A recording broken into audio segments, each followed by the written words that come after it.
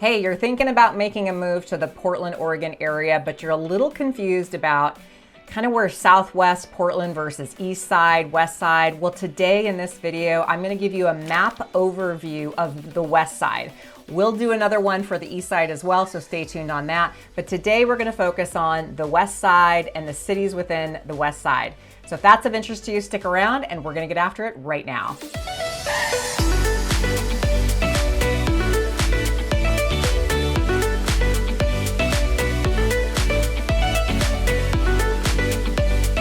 So you're thinking about making a move to the Portland, Oregon area and you want to know all the things there is to know? Well, hit that subscribe button, tap our notification bell. We're putting out content every week on all things Portland so you can discover what it's like to live here. My team member Erica and I get texts and emails and phone calls all the time from people just like you making the move to Portland, and we would love to help. So below in the description is all of our contact information. Reach out. We love to set up Zoom calls with people, kind of discover what their goals are, what they're looking for, and we have the experience and the knowledge to help you make that move. So today we're going to be talking about the Portland map and how to understand the west side of town. We're not going to cover the east side. We're going to do that in another video because there's a lot to talk about. But I'm going to hit the highlights of the west side. But before we get started, I kind of want to share with you a little bit of information about the Portland metro area. As you can see, we've got a map here of the Portland metro area. And what I want you guys to be aware of is that there is an invisible line that goes all the way around the Portland metro area. And this is really a bad drawing here that I'm putting. But just to give you an idea, there's this invisible line that goes all the way around the Portland metropolitan area and cities. And within that is called the urban growth boundary. So we can't have massive explosion of building. And why am I bringing this up is because a lot of people want to understand, why isn't there more new construction or building happening or urban sprawl happening in the Portland area? Well, decades ago, the city planners decided it would be a great idea to not allow the city to just go out into the acreage properties and just start subdividing and developing that land. That was really smart at the time because it kept us from urban sprawl. You know, you see a lot of cities where they just go on and on and on, you know, bigger places that have more land like Arizona, Nevada, etc. They go out and they just start building where they find land. Whereas here we preserve our values by building within the urban growth boundary. And it's really important to understand that because eventually there will be expansion, and there is that happening as we speak, which I'll get into, especially on the west side, which is what we're talking about today. But my understanding is there's only 2 cities in the United States that have an urban growth boundary. We are one of them. And what it really does is it protects our property values. So instead of just going out and building wherever you want, we have to build within the parameters of this invisible circle here. So let's get after a little bit of the west side, and I'm just going to kind of erase here that urban growth boundary line. You get the point. I'll probably do a video on the urban growth boundary because that's pretty fascinating city planning that they did back in the day. Now, before we get over here, let's just do some landmarkers as I kind of zoom in here. So this is Portland, and Portland is divided the east side from the west side by the Willamette River. So this Willamette River that you guys see here that goes all the way down through Portland divides it. So here's the east side and here is the west side. So for the purposes of today, because there is a lot to cover within the Portland Metro, I'm just going to be covering the west side. But just understand that that Willamette River does divide the east from the west. Okay, so we're going to start off with taking a look at Southwest Portland. So as we take a look at this map, you can see that right kind of inner city here is all of Southwest Portland. And I'm going to zoom in a little bit so you can kind of take a look at it. Southwest Portland is, there's some neighborhoods within Southwest Portland. You can kind of see a few of them. One is Hillsdale, one is Bridal Mile, Ash Creek. There's dozens of neighborhoods within Southwest Portland. It's pretty large and expansive. And Southwest Portland goes all the way to downtown Portland. So you can see that the I-5 freeway runs through the downtown area, and I-5 goes all the way up through Vancouver, Washington, and goes all the way up to Canada and goes south to California. So this is our major interstate that runs through the Portland metro area. And a lot of people use the I-5 to get to downtown Portland. It's really the fastest way to get there.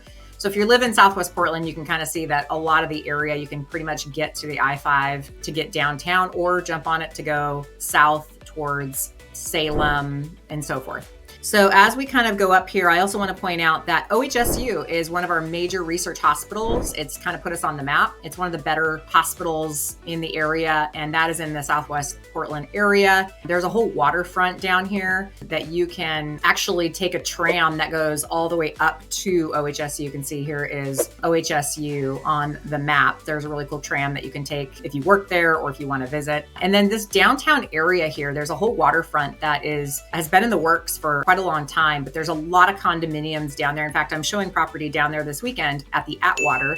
There's several really nice condominium buildings down there. It kind of has a little feel of like a mini city because they have restaurants and shopping and so forth.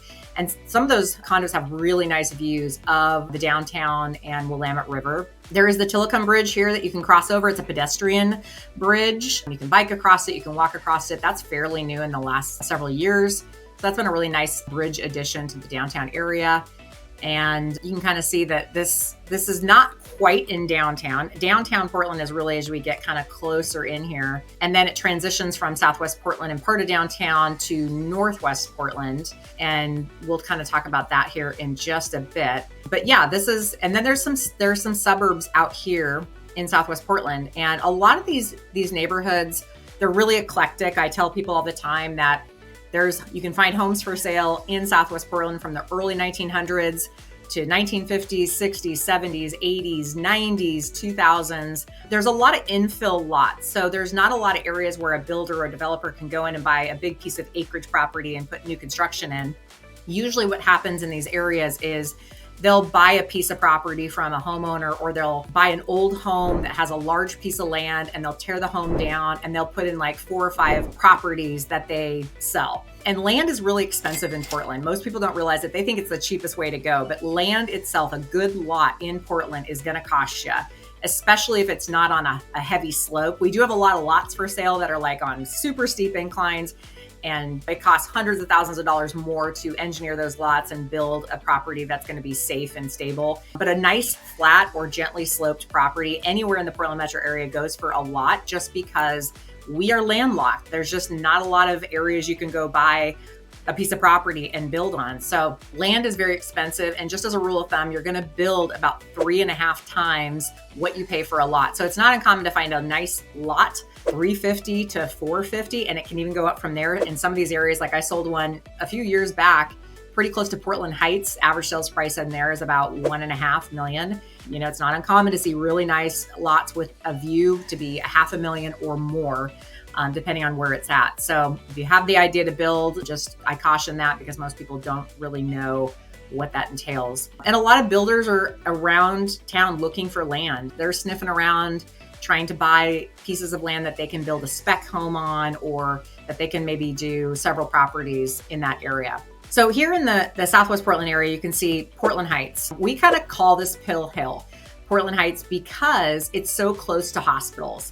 And as you might be aware, doctors need to be within about 20 minutes, give or take, of a hospital. So Portland Heights has been an area where a lot of people in the medical field will buy in because we've got OHSU, you're close to the downtown hospital of Emmanuel, you're really close to up in Southwest Portland, St. Vincent's Hospital, and you can even get down and across the river to a couple other hospitals. So this is kind of a hot spot for a lot of doctors who come into town and need to be close to a medical facility. And so these properties in this area are absolutely gorgeous. They're, usually built back in the time period of like 1920s, 30s, 40s, and some in the 50s and 60s. A lot of them have views of Mount Hood or the cityscape, and they're larger homes. They're usually very grand looking homes. If you drive through this neighborhood, it's incredibly steep, but there you get view properties when it's steep. So Portland is very hilly. I always talk to people like there's a lot of hills in and around the Portland metro area, especially on the west side. The east side's a little more flat, but the west side is very hilly. So when it snows outside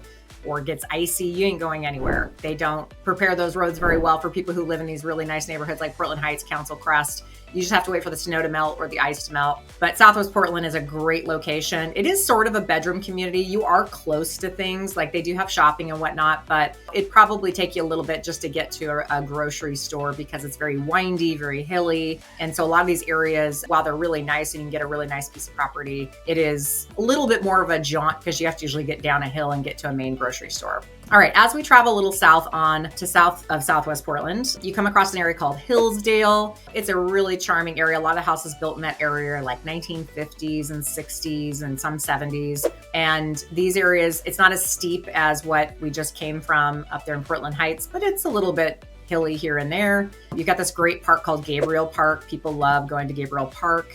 Super nice location, huge park right there in Southwest Portland. You've got an area off Vermont Street. These are cute little 1950s and 60s homes. And then you've kind of got the garden home area. And this is very eclectic in this area as well. You're going to get a variance of different types of properties, a few peppered in early 1930s and 40s. And most of the properties in there are in the 60s and 70s, but very, very good area. Lots of just established neighborhoods in there, like Ash Creek. Some of those homes were built in the 80s or 90s. And you're right up against a golf course. This is Red Tail. This is a public golf course. But as you go into Southwest Portland, the Portland Golf Club is a private golf course if you want to belong to a golf club in the Southwest Portland area. What's big around here is New Seasons and Trader Joe's. We really value in Portland Whole Foods, New Seasons. If you don't know New Seasons, it's kind of like a smaller rendition of a market than Whole Foods. Not quite as big, but definitely a lot of organic and specialty foods. Trader Joe's is a really big deal here. People love shopping at Trader Joe's. So if you can get near a Trader Joe's, there's quite a few of them around Portland.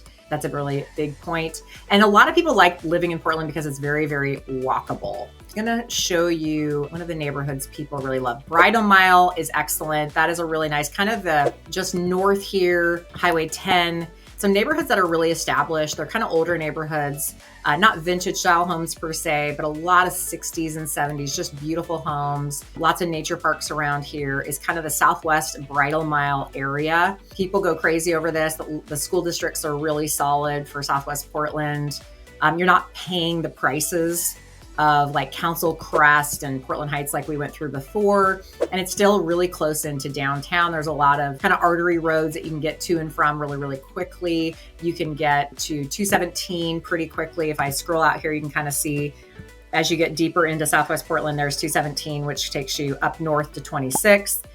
And this whole area, the West Slope, is really high in demand because it is close to everything. Its terrain's pretty hilly. The school districts are really, really good. You're close to shopping. You're not too far away from Washington Square Mall. And there's a lot of convenience of marketplaces and so forth within the West Slope. Part of the Southwest Portland area is in Washington County. And let me explain how important this is.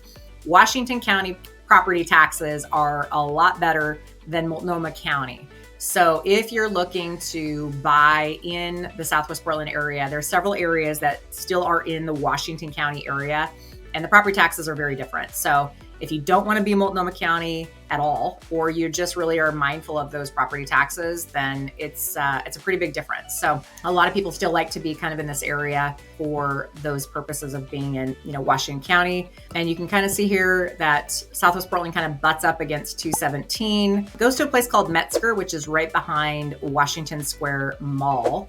And it transitions into kind of Tigard from here. So I'm going to pull out the map a bit and kind of show you that Tigard is another city on the west side, and it kind of butts up against Southwest Portland. It kind of butts up against the I-5. It butts up against Tualatin and Beaverton. It's what I would consider a bedroom community, meaning there's a lot of suburbs. There's a community in Tigard that's called Bull Mountain, and it is a mountain. And there's a lot of properties up there that have views, and it's a highly desirable location within Tigard. So if you're looking in the Tigard area, a lot of times people reference, hey, I live on Bull Mountain, or I'm looking at properties on Bull Mountain. So let's just go to that. So here's Tigard, and I'm just gonna kind of point out, so Bull Mountain is kind of this big area right here. You can see there's a road called Bull Mountain right here. Bull Mountain goes from Highway 99 and it goes up and over Bull Mountain. So kind of pretend that this map is, kind of rises like a mountain. There's a bunch of subdivisions within the Bull Mountain area. Most of the houses are built in the 90s and 2000s. There are some older neighborhoods that are very desirable. We just sold one down off Bull Mountain that had about a half an acre, which is really uncommon on Bull Mountain. So homes on Bull Mountain that go really fast and are highly desirable are ones that have large lots or that have views of Mount Hood, because you're up on a mountain. And once again, being up on a hill, you get the advantages of view properties. There is some new construction happening on Bull Mountain, but they're little pocket areas. Like just around the corner from my house, because I live on Bull Mountain, there is about 20 homes going in, new construction. A lot of them will have views. They range from $699, because there are some homes that back up to Bull Mountain Road, which is a busy road. And then they go up to close to the 900 range. Back here on River Terrace, you can kind of see this area here. There is a whole subdivision going in here. It's been in the works for several years. You can still pick out some lots that have not been built on. And then as you kind of go out here towards Roy Rogers Road, this used to be a quiet country road. Now, if you were to go there, you would see it's becoming a 4-lane highway. There's a bunch of new construction all the way up Roy Rogers Road. They put in a new Mountainside High School a few years ago. This thing looks like a fortress. It is massive. It looks like a college campus. I was told at one point they spent about $60 million on building this high school. It is something to see. But that's a brand new high school, and we needed it because this whole area is developing. Now they're what used to be the urban growth boundary out here, horse farms and so forth. You can see Tile Flat Road. There's a little area called Kenton. This whole area used to be all farmland. And now it is being built out. They've sold a bunch of this land, and literally if you drive out here, even though it still looks like country property within this green area, it's all subdivisions going in fast. So you can get a lot of new construction out here. These are big new construction sites. We don't have a ton of areas around Portland where we can go out and they're building thousands of homes or hundreds of homes, but this is one of them happening. A lot of this land was annexed into the city years ago, and smartly, a lot of the developers bought these properties, acreage properties, horse properties, agriculture properties, and held on to them for a while. And then when it was finally ready, they've been building and selling off to other major developers. So, but this butts up against the urban growth boundary. So if you're looking for new construction, this is really key to know about. And the one thing that's really important to know about this area is it is exploding in growth. There's an area called Progress Ridge in this area that has grocery shopping, it has restaurants, it has cafes, it has all kinds of things going on in here, because this population boom is definitely happening on the west side in this area. One of the reasons why is because we have high tech out here in the west side. And when I say high tech, our number one employer is Intel, and they're out in the Hillsborough area. So if I kind of take this map and scoot it out a little bit, I just kind of want to show you, like, here's the Hillsborough area right there. And a lot of the high tech is happening. There's Intel has several campuses out there, and there's one right in the Aloha area, so kind of in this area. And then as you go out to Hillsborough, but as you can see, just if we scroll out here, in this Hillsborough area, there's several Intel campuses, and then you can take the back roads to get to Hillsborough. So a lot of people live out here or buying out in the Beaverton area, and it literally can take you about 10-15 minutes to get to the Hillsborough area from this location. And with so much growth happening in the tech sector, we actually have an area around Intel, kind of in this Hillsborough, Beaverton area, and we're called the Silicon Forest. So there's the Silicon Valley down in California. We have a lot of Silicon Forest up here. There's a lot of tech companies out here. So, and right here in Tualatin, which is just south of Tigard, is Lam, and they're also a semiconductor company. Let me just kind of scroll in so you can kind of see where Tualatin sits. It's right here, just south of Tigard. These are actually pretty close to each other. So just a lot of industry. We have Nike's headquarters here. We also have Under Armour and Adidas. So we have a lot of industry within the Portland metro area. So people always ask me, like, well, who's moving to Portland and why are they moving there? Because a lot of people think people are moving out, which that has happened a lot over the last several years. But there's so many jobs, and they're high paying jobs. So when you look at the west side, people, they want to be either in Southwest Portland so they can get to downtown Portland fast if they work or commute down there, or they just really like the feel of the neighborhoods. Or if they're in the tech sector, a lot of them are making moves to Tigard, Beaverton, Hillsborough. Let's just talk a little bit about Beaverton and Hillsborough for a minute, because after you get past Tigard, Beaverton is a pretty large city. It's pretty huge. There's a lot of commerce in Beaverton, several schools. There is a lot of neighborhoods around Beaverton of all kinds. It's a very wide area. It's also affordable in a lot of ways. You can still get a good home in the 500s in and around Beaverton, Aloha. Now, people kind of always laugh about Aloha because the name's like Aloha, but it's a smaller area that's just off of Beaverton. Sometimes people reference Aloha as Beaverton and vice versa, but Beaverton and Aloha kind of are combined together. And there is a lot more pocket areas where builders and developers are kind of, finding a little bit of land and building just a few handful of properties. But out in Beaverton, there is new construction happening. And as you make your way out towards Hillsboro, there is a lot of new construction going on. In fact, let's focus on Reed's Crossing for a minute. If you have been researching Hillsboro at all, or building out there, or, trying to be close to Intel or some of these other tech places, Reed's Crossing is a massive new construction site going in. It's been going in for several years. It's going to be a long time before they finish. Thousands of homes are going to go in out there. It's really a cool community. We're going to do a video on that specifically, so stay tuned. And it's an area where they're doing it very smartly. There's several different builders out there. It's not just one builder. There's several different builders putting properties in out there. And it's a combination of single family homes, townhomes. They're putting in a lot of parks. They're making it very environmentally friendly. So they're doing some really neat things within Reed's Crossing that I haven't quite seen before in a subdivision, but I think it's just they're trying to sort of spearhead sort of a way that they want people to live within this community. And there's plenty of construction still happening. So people who kind of want new construction out in that area, there will be new construction demand out in that area for quite some time. So don't worry, there will be houses out there to look at. But it really is a neat community. It's fairly flat out there. In fact, it's very flat, but they're just doing some really neat things. They're putting in shopping and commerce out here. So it's going to be a really neat community when it's all said and done. And then there's the reserve golf course. So this is a golf course that's out there. It is private. There is a public side to the course, so you can golf out there if you like to golf. And there was a Street of Dreams, which if you don't know about Street of Dreams, we do a Street of Dreams in the Portland metro area every year, usually in August. It's where they'll take like 4 or 5 builders and they build luxury homes. And a few years back, they did a Street of Dreams right up against the reserve golf course. So there's some really beautiful homes right up against the golf course.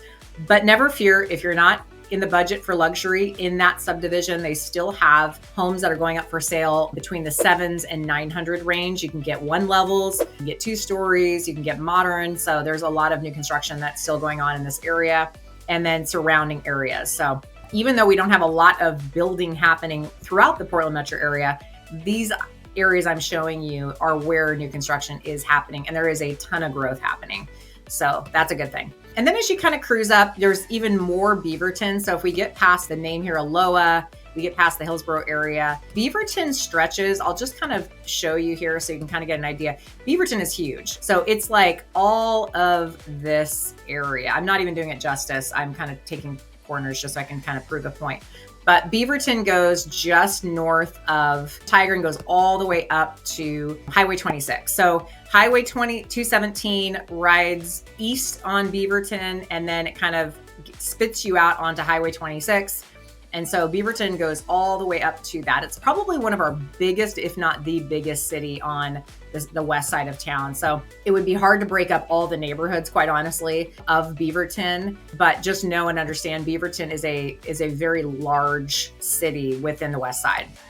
And as we kind of come up here, you can see St. Vincent's Hospital is one of the biggest hospitals on the west side, up on top of Highway 26. So if you live on the west side, you oftentimes travel to this hospital if you need to go to a hospital. There is a Kaiser out in Hillsboro that's very nice. It was built probably about 10 years ago-ish. But if we go up here towards just north of Highway 26, you're in kind of the northwest Portland area. There's an area up here, Sylvan Heights, older properties, but really nice, beautiful homes.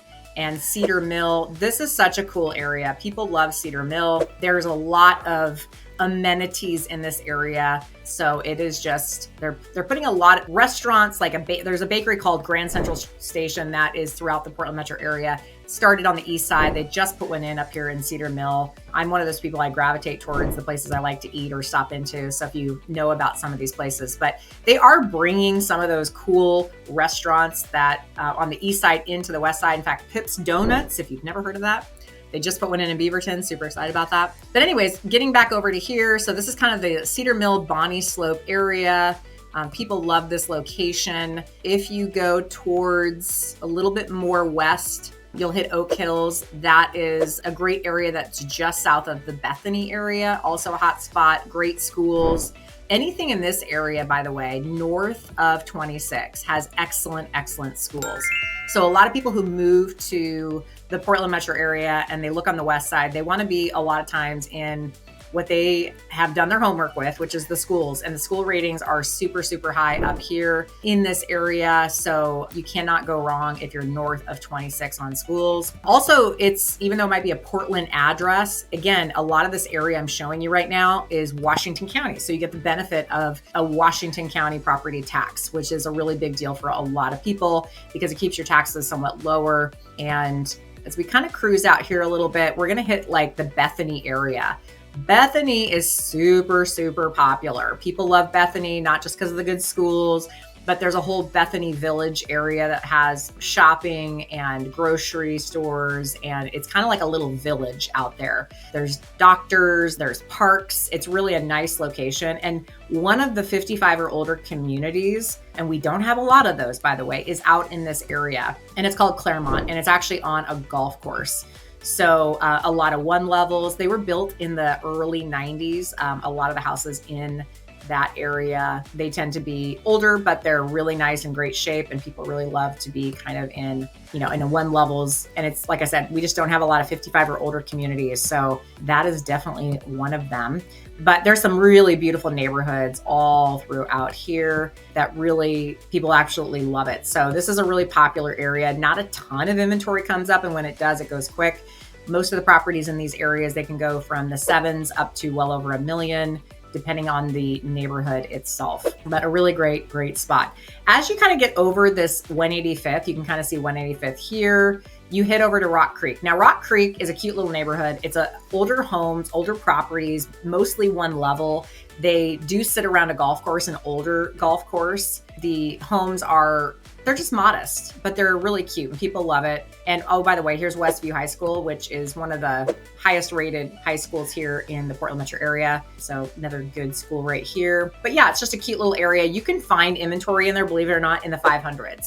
So if you're more of a budget, our average sales price right now, as of this video, is about $592. You can get a cute one level in Rock Creek in the 500s, and they go up if it's been updated or is a larger property.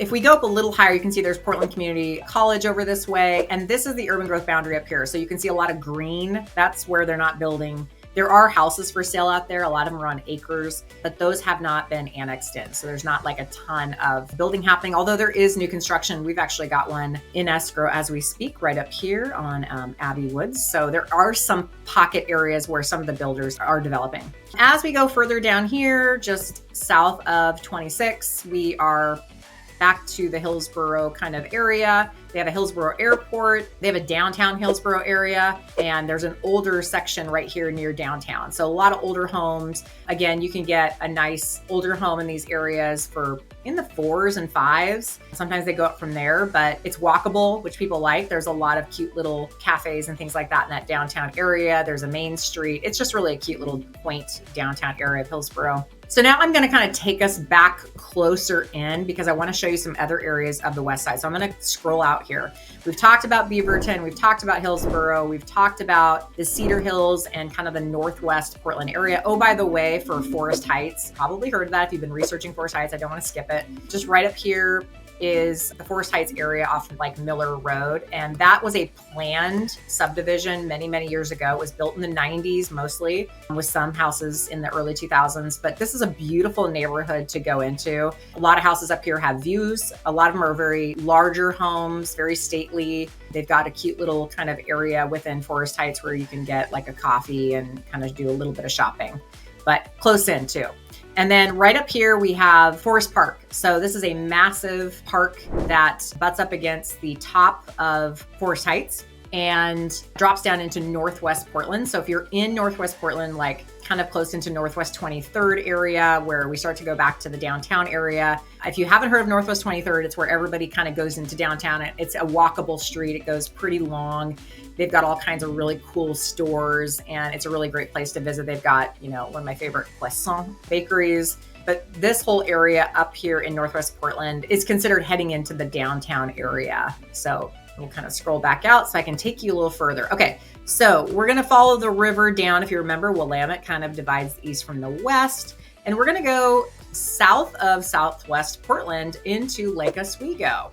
So you can kind of see that the Willamette River runs right up against Lake Oswego. Now, if you're not familiar with Lake Oswego, we call this our Beverly Hills of Portland because it is very expensive there. The average sales price is about 1.7 million in Lake Oswego. There is a lake in Lake Oswego. You can kind of see it here from the map. And Lake Oswego is actually a pretty big area because we have the lake. It can actually take you about 15 minutes to get from one side of Lake Oswego to the next just because of this big lake. Houses on the lake, you'd be hard pressed to find anything under 2 million. And that would probably be considered maybe a little bit of a fixer. So houses on the lake are highly coveted and they can go up to 6 million or more. I've seen them, much more than that. Lake Oswego has top rated schools, probably one of the more top rated schools in all of Portland. And builders and developers covet the land. There is nowhere it's landlocked. There's nowhere to grab a piece of land and build a subdivision, but people will tear down older homes and build bigger homes. In fact, there's a little area called First Edition, one of my favorite little neighborhoods in the Lake Oswego area. This First Edition neighborhood was actually not a very good area when I was growing up because I grew up in the area. And oh, look, my name's on the map. But since it's really come a long ways, now it's one of the most expensive price per square foot in all of Lake Oswego because there are these cute little older homes where people tear down the older homes and build these big homes. And it's super walkable. I mean, they have a really nice downtown area in Lake Oswego, great restaurants and shopping, Duke's Public House, Salt and Straw, right here in this little area of Lake Oswego. I'll see if I can kind of hone in on a little bit. You've got Holy Taco. It's one of my favorite taco places. Five Spice Seafood and Wine Bar. You have views of the lake here. They just have, and Domaine Serene, which is a very well-known winery out in wine country, has a beautiful wine bar in downtown here next to Millennial Park, which butts up against Lake Oswego. So just a really nice little area of like shops and restaurants and so forth. But Lake Oswego is just it's just a really neat town. There's a lot of really neat neighborhoods and places to kind of see. As you kind of scroll down a little bit, you can see the Willamette River butts up against it. So there are some properties that are up against the Willamette River. And as we go further south, we run right into Westland. So Westland is kind of the sister city of Lake Oswego. I actually grew up in Westland. You can see Merrillhurst. There's a Merrillhurst College down there, and it kind of goes all the way down up against the river. Hidden Springs is a neighborhood in Westland that was mostly built in the 70s and 80s. Actually grew up in Hidden Springs. Then you go down here towards like Rosemont, and there's an older part of Westland called Sunset. There's a lot of little like bungalows and smaller homes next to the Sunset Elementary School. That's kind of a development area where people have kind of bought in there and kind of transitioned the home. So it's, I don't know that I would say it's up and coming, but a lot of people like to kind of buy in there because it's still relatively affordable. I would say Westland is a bedroom community for sure. There are grocery stores and shopping things, but it is mostly just neighborhoods and really great neighborhoods. And oh, by the way, the school districts in Westland are superior. They're great. They're as good. Maybe Lake Oswego always gets touted for being the best, but they're a pretty close second. Now, as we go down here, I want to kind of show you another really great area of Westland. It's called the Willamette District. So right up against the river, Willamette River, is this area called the Willamette District. And you can take the 10th Street exit off 205. There's a lot of older properties in this Willamette area, and people have renovated them. Houses can even go to 1.2 here. You can get a house in here for 500s, 600s, 700s, very eclectic, the type of houses here. But if you like kind of that older, it actually reminds me of what happened to First Edition, the one neighborhood I just talked about Lake Oswego, where it was like older homes that were not such a great neighborhood when I was growing up, but totally transitioned to the opposite. That's kind of what's happening here in Willamette. It's a really good place to look. And the best part about Willamette is it's walkable. There's a whole downtown area that has a ton of restaurants. and coffee houses. And it is just neat. It feels like it gets cooler by the year. There's just a lot of businesses in this area. It has a cool downtown vibe. So if you get a chance to come off this exit or come to this part of Westland, I highly recommend visiting it. The other cool part about it is you are really close to the river, and there's a neat park. Oops, sorry to buzz in and out of here quickly. Willamette Park, really a wonderful park that literally you can go see the river. There's picnic benches, there's baseball fields, there's soccer fields, there's a playground area for kids. This is really one of the coolest parks in all of Westland and Lake Oswego area, but it's huge and it's up against the Willamette River. So if you live or choose to be around that Willamette area, you get kind of all the best of both worlds, in my opinion. Kind of feels like you're in the little mini Americana. That's how it feels. All right, so as I scroll back out here, we're kind of looking again at the bigger picture of the West Side. We've hit up a lot of the major cities. I'm gonna cover a couple more here. Tualatin and Sherwood are the next that we're gonna cover. And oh, by the way, King City, you probably see the name here. King City to me is an extension of Tigard. The zip codes are identical, but King City was known for a 55 or older community. It does have two 55 or older communities. One is called Summerfield, one is called King City. And for years, it was always King City, 55 or older. However, they're doing a lot of new construction out in this area. In fact, they're putting in about 3,000 homes in King City starting soon. And it's going to be all along the Tualatin River, which will be kind of cool. So even though we refer to King City as, 55 or older, it's no longer considered 55 or older, only because there are some subdivisions here right now that are not 55 or older that were built in the last 20 years. And they're going to be putting in a lot more newer construction here in the coming years. So eventually this won't even be considered 55 or older, but it's always been known since the 60s as a 55 or older. So just be aware that King City is not just a 55 or older. Just wanted to make that known. And I kind of consider it an extension of Tigard. All right, so we go down to Tualatin, which is most of Tualatin butts up against I-5. Great schools in Tualatin, lots of different kind of communities in here. You got the older 80s and 70s homes, and you've got a lot of houses that were built in the early 2000s, but a really nice community. Tualatin is known for being a really great community area. And then the last city I'm going to talk about on the west side is Sherwood. Just sounds cute, right? Like Sherwood Forest. About 20 years ago when I got into real estate, Sherwood was considered this way out town. Not a lot of people said, oh, I want to go out and live in Sherwood. Now, Sherwood is considered definitely a city within Portland Metro. It's a little further out, but it is a wonderful community. They have great schools, great communities. It kind of feels like you're close in, but you are in your own little town. They have a ton of shopping. It has a lot of like family community centers. There's a Walmart. There's a ton of shopping. I mean, literally there's this whole area where you can go to a bunch of different restaurants and so forth. Old Spaghetti Factory, Starbucks, Walmart, Langer's Community Entertainment Center. There is just a lot to do in Sherwood, and a lot of people really love the Sherwood community. You can get modest homes as well as really nice homes in Sherwood. Something cool to know about Sherwood, if you're into acreage properties or you're looking for a property that's on a bigger piece of land, right outside of Sherwood, there's a lot of areas to consider. A lot of higher end homes on acreage, a lot of view properties. This whole area around Sherwood, the city of Sherwood, is really special. Beautiful to drive through.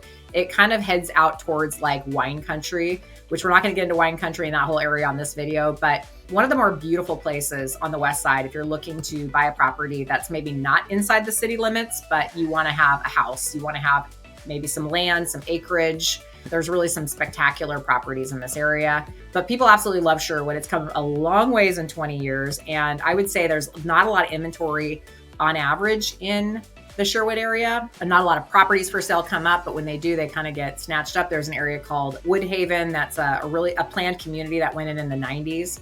So anyway, that is the West Side tour in a nutshell. If you have any questions about the Portland metro area, specifically the West Side, after going over a lot of these communities, hit us up. Our information's in the description below. Love to hop on a Zoom call or a phone call to kind of go over your goals.